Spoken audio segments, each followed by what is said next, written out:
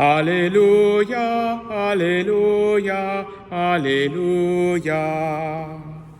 Alléluia, Alléluia, Alléluia. Tu es béni, Père, Seigneur du ciel et de la terre. Tu as révélé aux tout-petits les mystères du royaume. Alléluia, Alléluia, Alléluia. Le Seigneur soit avec vous. Évangile de Jésus-Christ selon saint Matthieu. En ce temps-là, les disciples s'approchèrent de Jésus et lui dirent « Pourquoi le parles-tu en parabole ?» Il leur répondit « À vous, il est donné de connaître les mystères du royaume des cieux. Mais ce n'est pas donné à ceux-là. À celui qui a, on donnera, et il sera dans l'abondance. À celui qui n'a pas, on enlèvera même ce qu'il a. Si je leur parle en parabole, c'est parce qu'ils regardent sans regarder, et qu'ils écoutent sans écouter, ni comprendre. Ainsi s'accomplit pour eux la prophétie d'Isaïe. Vous aurez beau écouter, vous ne comprendrez pas. Vous aurez beau regarder, vous ne verrez pas. Le cœur de ce peuple s'est alourdi. Ils sont devenus durs d'oreille. Ils se sont bouchés les yeux, de peur que leurs yeux ne voient, que leurs oreilles n'entendent, que leur cœur ne comprenne, qu'ils ne se convertissent. Et moi, je les guérirai. Mais vous, heureux vos yeux, puisqu'ils voient, et vos oreilles, puisqu'elles entendent. Amen, je vous le dis, beaucoup de prophètes et de justes ont désiré voir ce que vous voyez, et ne l'ont pas vu, entendre ce que vous entendez, et ne l'ont pas entendu. Acclamons la parole de Dieu.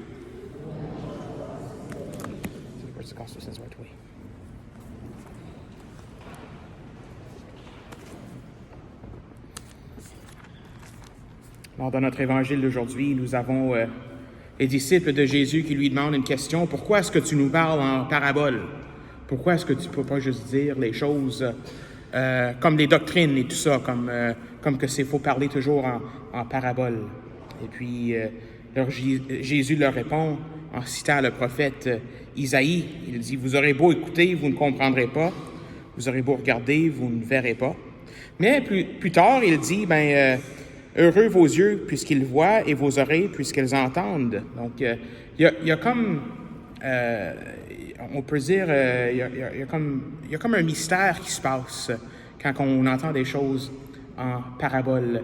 Il y a comme toujours, on peut comprendre une certaine partie, mais on ne comprend pas toute l'affaire. Donc, on ne comprend pas tout. Donc, ça reste que c'est un mystère. Ce sont il le dit même, ce sont à vous, il est donné de connaître les mystères du royaume des cieux. Un mystère, ça ne veut pas dire quelque chose qu'on va découvrir, c'est comme un mystère d'un crime ou quelque chose comme ça, on va trouver la solution, etc. Mais ça veut dire qu'on peut toujours puiser petit à petit, plus profondément, dans ce que c'est le mystère. Et c'est pour ça que Jésus nous parle en parabole. Parce que on peut toujours découvrir quelque chose d'autre. Le Seigneur, il est un mystère. On ne peut pas tout comprendre du Seigneur. Et ça, en fait, c'est une bonne chose. Donc, dans la première lecture, on entend un peu ça. On a le Seigneur Dieu qui s'est installé au bas du mont Sinaï. Et on voit toute cette imagerie de nuages et de nuées et puis de fumée, etc. Donc, ça montre qu'il y a comme genre un mystère à Dieu. On ne peut pas tout voir. Il est voilé un peu. Il est caché. Et c'est comme ça, c'est ça qu'on fait quand on utilise l'encens aussi à la messe. On n'utilise pas souvent l'encens pendant la semaine, mais des fois les dimanches, les grandes fêtes, on va encenser l'autel. Il y aura de la fumée partout dans le sanctuaire ici.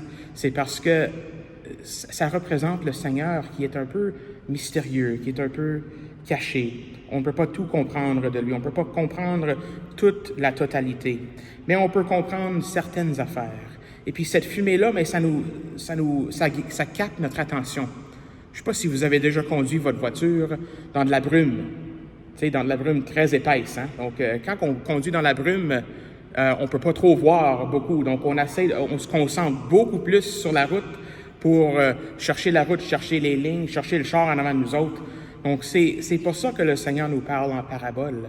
C'est parce que ça nous force à nous concentrer un peu plus. Quand c'est quelque chose qu'on fait, alors ça c'est facile, ça je le connais, cette affaire-là, j'ai pas besoin de puiser plus profondément, mais on oublie, mais les paraboles sont faites pour nous capter, pour nous concentrer sur le mystère du royaume des cieux.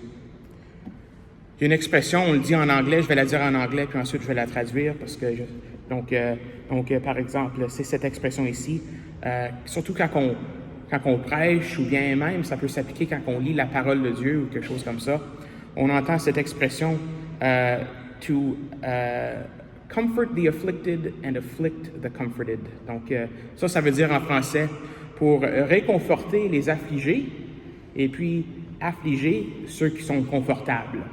Donc, on a un peu ça avec les paraboles. Hein? Donc, réconforter les affligés et affliger ceux qui sont confortables. Si on regarde, on prend un exemple d'une parabole, disons la parole de l'enfant prodigue. Hein? On peut lire cette parabole-là de plusieurs façons.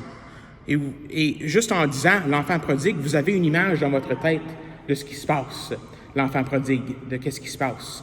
Donc, on peut le prendre d'une certaine manière avec le fils qui retourne à la maison, et puis le père, il est tout joyeux de le voir, il lui lance une grosse fête, et puis un gros repas, et puis on a un père miséricordieux, etc. On peut rentrer dans cette parabole-là par rapport au fils qui cherche la miséricorde de Dieu, qui cherche le réconfort du Seigneur. Donc, réconforter ceux qui sont affligés. Mais aussi, on peut le voir, cette parabole-là, avec le fils aîné. Vous vous souvenez de ce qui s'est passé avec le fils aîné?